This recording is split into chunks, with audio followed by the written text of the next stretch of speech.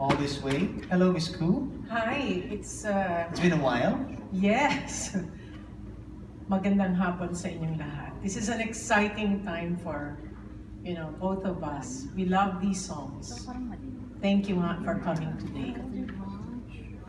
Well, maybe at this point we'd like to open the floor for any questions. Maybe. Oh, maybe let me start it. When was the last time the two of you sang together?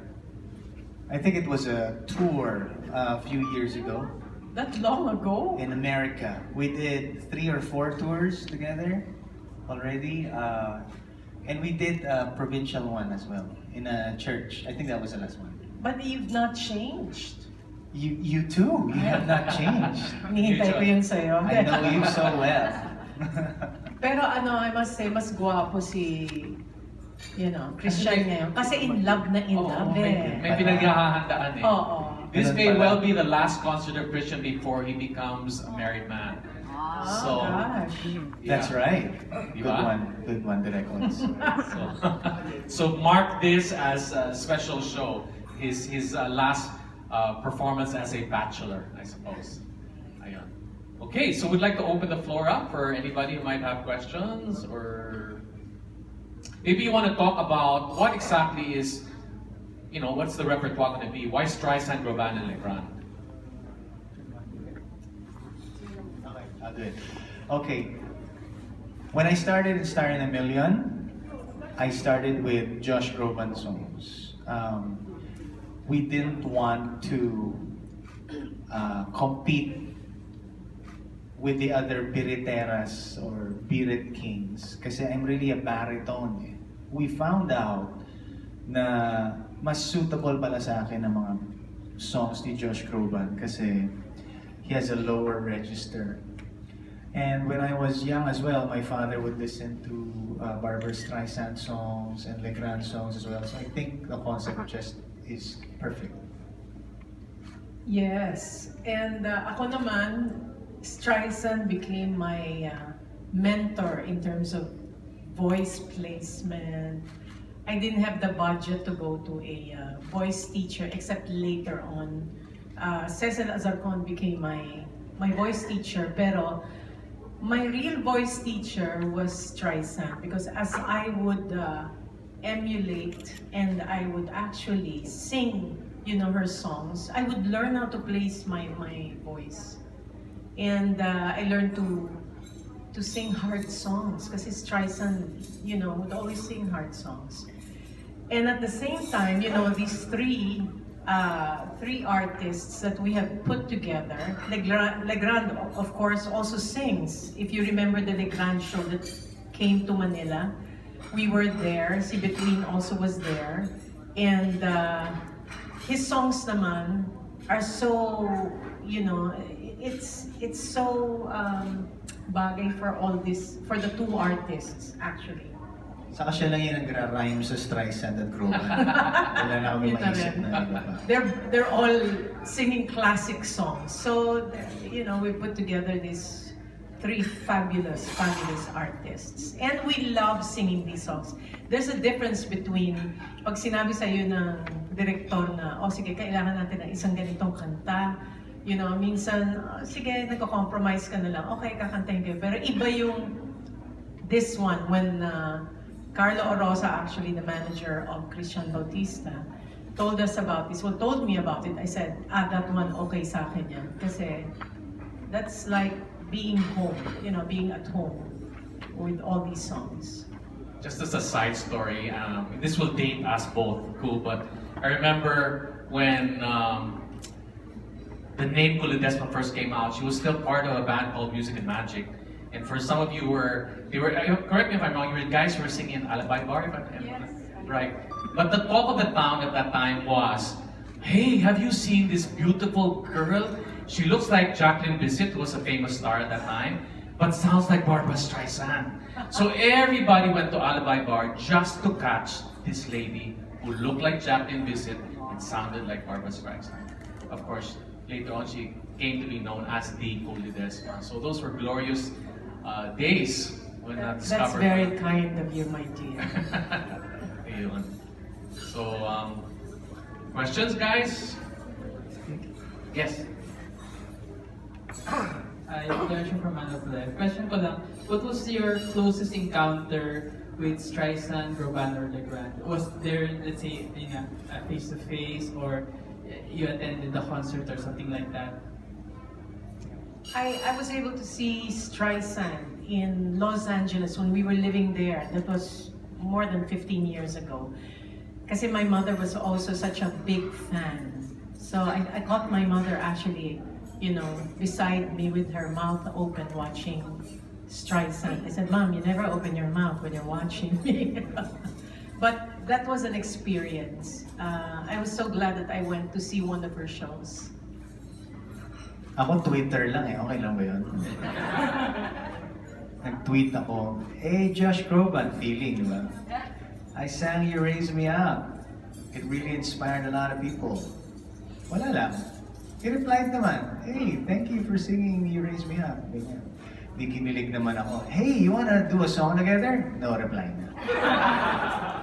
So yun lang. Komedyante ka rin pala. Yun lang. Sometimes, when I'm full. Totoo ba yan? O nagpapatawa ka na? Totoo. Okay. So Christian, if ever mag-tweet mo rin ba ulit si Josh Groban? Hindi na, nasaktan na ako eh. Ako naman si Legrand, di ba? I had such a wonderful experience with him. Stricto siya, ha? We had to sing, what is that song? Gerbo, something. Umbrellas of Gerbo, that he gave it to me like a day before. So parang halos hindi na ako natulog. Para lang makanta ko yung kanta because I never heard it before. But, it was very good. It was very good. It was a wonderful experience for a singer like me to be able to sing with such an amazing composer like him. Thank you.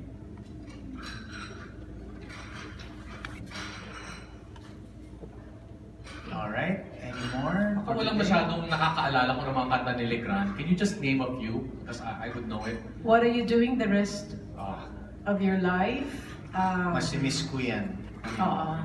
I love that song. I would ask a man again one day. Ano ba?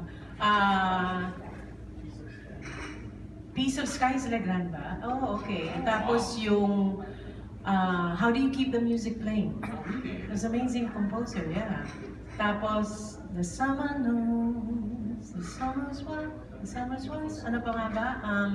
Winter Be, Summer Be. Huh? Happy is by Legrand. Wow, of Michael Jackson. Oo nga, I mentioned that. Marami pa eh. Ano pa nga ba yung isa? Yung Windmills of Your Mind. Oo. Those are classic songs. Talagang kilala yan ng mga mahilig talaga sa music. Especially mga older folks actually because they know all of those songs. For Groban naman, of course, andyan yung You're Still You, To Where You Are, You Raise Me Up, The Prayer. Bago yun, Miss Kuh, The Prayer. Baka mahirapan tayo sa The Prayer. And meron rin siyang covers actually ng mga musicals that I love. Bring Him Home, he sang Music of the Night. So I would really love singing those songs during that night. It's nice kasi it really sets the mood. Once you go to the show, you know what you're gonna hear, expect, you know what you're gonna feel already. I have one song I want to sing from Groban. Because when I heard this song, I was actually very in love with the guy. And this one really hit the chord. To Where You Are. I love that song. Also, you can also do some cross. For example, Oh, yeah. you can do a Streisand song. Yeah, you can he's do doing a Groban. Streisand. Awesome. Yeah, We're I plan doing on singing duet Papa, song. Can You Hear Me? we might do a West Side suite.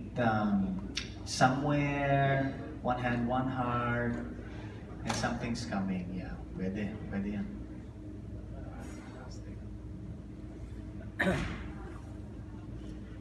All right, I think we're good. Are we good? Anything else? Go ahead. Sa mic na.